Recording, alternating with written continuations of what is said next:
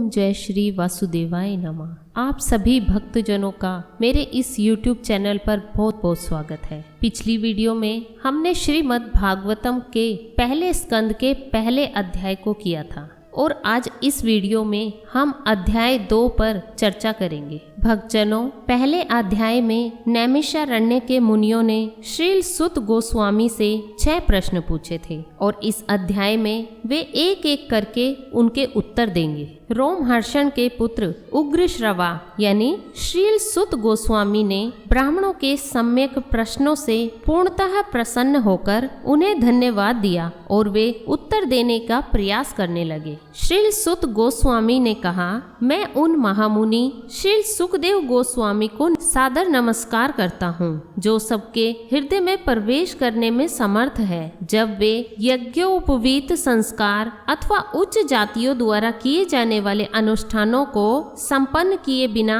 संन्यास ग्रहण करने चले गए तो उनके पिता श्रील व्यास देव ने उनके वियोग के भय से आतुर होकर पुकारा, हे पुत्र, जो उस समय वैसे ही वियोग की भावना में लीन थे, उन्हें मात्र ऐसे वृक्षों ने शोकग्रस्त पिता के शब्दों का प्रतिध्वनि के रूप में उत्तर दिया। मैं समस्त मुनियों के गुरु श्रील व्यास देव के पुत्र श्रील सुखदेव को सादर नमस्कार करता हूँ, जिन्होंने संसार के गहन अंधकार में क्षेत्रों को पार करने हेतु संघर्षशील उन निपट भौतिकवादियों के प्रति अनुकंपा करके वैदिक ज्ञान के सार रूप इस परम गुह्य पुराण को अनुभव द्वारा स्वयं आत्मसात करने के बाद कह सुनाया। विजय के साधन स्वरूप इस श्रीमद् भागवतम का पाठ करने और सुनने के पूर्व मनुष्य को भगवान श्री नारायण को, नरोत्तम नर नारायण ऋषि को, विद्या की देवी माता सरस्वती को और ग्रंथकार श्रील व्यास देव को नमस्कार करना चाहिए। हे मुनियों, आपने मुझसे ठीक ही प्रश्न किया है। आपके प्रश्न प्रशंसनीय है क्योंकि उनका संबंध भगवान श्री कृष्ण से है और इस प्रकार वे विश्व कल्याण के लिए है। ऐसे प्रश्नों से ही पूर्ण आत्मसंतुष्टि हो सकती है। संपूर्ण मानवता के लिए परम वृत्ति धर्म वही है जिसके द्वारा सभी मनुष्य श्री भगवान की दिव्य प्रेमा भक्ति प्राप्त कर सके। ऐसी भक्ति निस्वार्थ तथा अखंड होनी चाहिए जिससे आत्मा पूर्ण रूप से तुष्ट हो सके। भगवान श्री कृष्ण की भक्ति करने से मनुष्य तुरंत ही अहेतुक ज्ञान तथा संसार से वैराग्य प्राप्त कर लेता है। मनुष्य द्वारा अपने पद के अनुसार संपन्न की गई वृत्तियां यदि श्री भगवान के संदेश के प्रति आकर्षण उत्पन्न न कर सके तो वे निरी व्यर्थ का श्रम होती है। समस्त वृत्ति परक कार्य निश्चय ही परम मोक्ष के निमित्त होते हैं। उन्हें कभी भौतिक लाभ के लिए संपन्न नहीं करना चाहिए। इसके अलावा ऋषियों के अनुसार जो मनुष्य परम व्रति धर्म में लगे हैं, उन्हें इंद्रिय तृप्ति के विकास हेतु भौतिक लाभ का उपयोग कदापि नहीं करना चाहिए। जीवन की इच्छाएं इंद्रिय तृप्ति की ओर लक्षित नहीं होनी चाहिए। मनुष्य को केवल स्वस्थ जीवन की या आत्म संरक्षण की कामना करनी चाहिए, क्योंकि मानव तो परम सत्य के विषय में जिज्ञासा करने के निमित्त बना है। मनुष्य के कर्मों का इसके अतिरिक्त अन्य कोई लक्ष्य नहीं होना चाहिए। परम सत्य को जानने वाले विद्वान अध्यात्मवादी इस अद्वैत तत्व को ब्रह्मा, परमात्मा या श्री भगवान के नाम से पुकारते हैं। ज्ञान और वैराग्य से समन्वित गंभीर जिज्ञासु या मुनि वेदांत श्रुति के श्रवण से ग्रहण की हुई भक्ति द्वारा परम सत्य की अनुभूति करता है। अतः हे द्विज श्रेष्ठ, निष्कर्ष यह निकलता है कि वर्णाश्रम धर्म के अनुसार अपने कर्तव्य को पूरा करने से जो परम सिद्धि प्राप्त हो सकती है वह है श्री भगवान को प्रसन्न करना। अतएव मनुष्य को एकाग्रचित होकर उन पूर्ण पुरुषोत्तम भगवान के विषय में निरंतर श्रवण, कीर्तन, स्मरण तथा पूजन करना चाहिए जो भक्तों के रक्षक हैं। हाथ में तलवार लिए बुद्धिमान मनुष्य श्री भगवान का स्मरण करते हुए कर्म की बंधी हुई ग्रंथि को काट देते हैं। अतएव ऐसा कौन होगा जो उनके संदेश की ओर ध्यान नहीं देगा। हे द्विजो, जो भक्त समस्त पापों से पूर्ण रूप से मुक्त है, उनकी सेवा करने से महान सेवा हो जाती है। ऐसी सेवा से श्री वासुदेव की कथा सुनने के प्रति लगाव उत्पन्न होता है। प्रत्येक हृदय में परमात्मा स्वरूप स्थित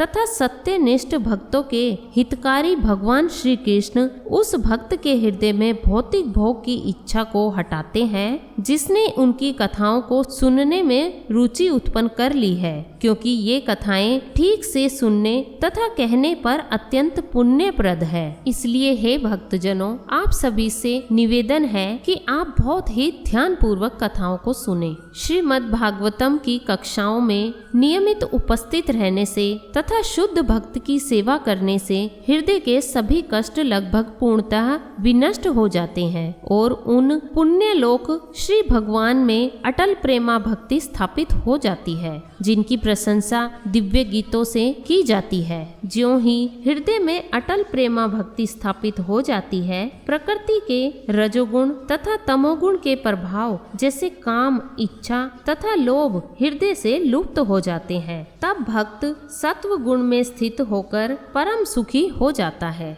इस प्रकार शुद्ध सत्व में स्थित होकर जिस मनुष्य का मन श्री भगवान की भक्ति के संसर्ग में प्रसन्न हो चुका होता है, उसे समस्त भौतिक संगति से मुक्त होने पर श्री भगवान का वास्तविक वैज्ञानिक ज्ञान विज्ञान तत्व प्राप्त होता है। इस प्रकार हृदय की गांठ भिद जाती है और समस्त संशय छिन्न भिन्न हो जाते हैं। जब मनुष्य आत्मा को स्वामी के रूप में देखता है तो सकाम कर्मों की श्रृंखला समाप्त हो जाती है। अतएव निश्चय ही सभी अध्यात्मवादी अनंत काल से अत्यंत प्रसन्नता पूर्वक भगवान श्री कृष्ण की भक्ति करते आ रहे हैं, क्योंकि ऐसी भक्ति आत्मा को प्रसन्न करने वाली है। दिव्य भगवान प्रकृति के तीन गुणों सत्व, रज तथा तम से अप्रत्यक्ष रूप से संबंधित है और वे भौतिक जगत की उत्पत्ति, पालन तथा संहार के लिए ब्रह्मा, विष्णु तथा शिव इन तीन गुणात्मक रूपों को ग्रहण करते हैं।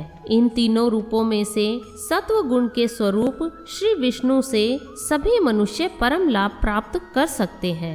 अग्नि की लकड़ियां पृथ्वी का रूपांतर है, लेकिन काष्ठ से उत्तम धुआं है। अग्नि उससे भी उत्तम है, क्योंकि अग्नि से वैदिक यज्ञों से हमें श्रेष्ठ ज्ञान के लाभ प्राप्त हो सकते हैं। इसी प्रकार रजोगुण तमोगुण से उत्तम है, लेकिन सत्व गुण सर्वश्रेष्ठ है, क्योंकि सत्व गुण से मनुष्य परम सत्य का साक्षात्कार कर सकता है। पूर्व काल में समस्त महामुनियों ने श्री भगवान की सेवा की, क्योंकि वे प्रकृति के तीनों गुणों से परे हैं। उन्होंने भौतिक परिस्थितियों में मुक्त होने हेतु और फल स्वरूप परम लाभ प्राप्त करने हेतु श्री भगवान की पूजा की। अतएव जो कोई इन महामुनियों का अनुसरण करता है, वह भी इस भौतिक संसार से मोक्ष का अधिकारी बन जाता है। मोक्ष के प्रति गंभीर मनुष्य निश्चित रूप से द्वेष रहित होते हैं और सबका सम्मान करते हैं, किंतु फिर भी वे देवताओं के घोर व भयानक रूपों को अस्वीकार करके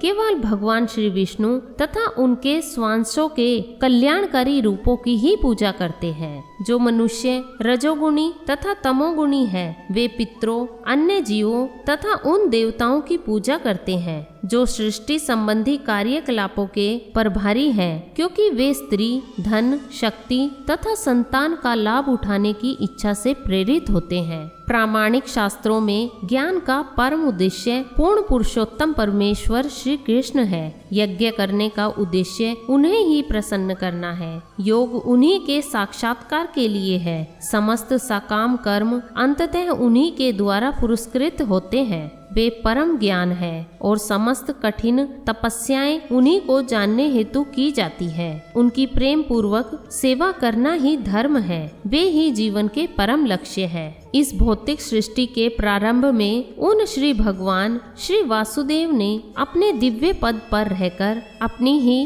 अंतरंगी शक्ति से कारण तथा कार्य की शक्तियां उत्पन्न की। भौतिक पदार्थ की उत्पत्ति करने के पश्चात श्री भगवान श्री वासुदेव अपना विस्तार करके उसमें प्रवेश करते हैं। यद्यपि वे प्रकृति के गुणों में रहते हुए उत्पन्न जीवों में से एक जैसे लगते हैं, किंतु वे सदैव अपने दिव्य पद पर पूर्ण रूप से अलौकिक रहते हैं। परमात्मा रूप में श्री भगवान सभी वस्तुओं में उसी प्रकार व्याप्त रहते हैं जिस प्रकार काष्ठ के अंदर अग्नि व्याप्त रहती है। और इस प्रकार यद्यपि वे एक एवं अद्वितीय है, वे अनेक प्रकार के दिखते हैं। भौतिक जगत के 3 गुणों से प्रभावित जीवों के देह में परमात्मा प्रविष्ट होते हैं और सूक्ष्म मन द्वारा 3 गुणों के फल भोगने हेतु जीवों को प्रेरित करते हैं। इस प्रकार श्री भगवान जो सारे ब्रह्मांडों के स्वामी हैं, देवताओं, मनुष्यों तथा निम्न पशुओं से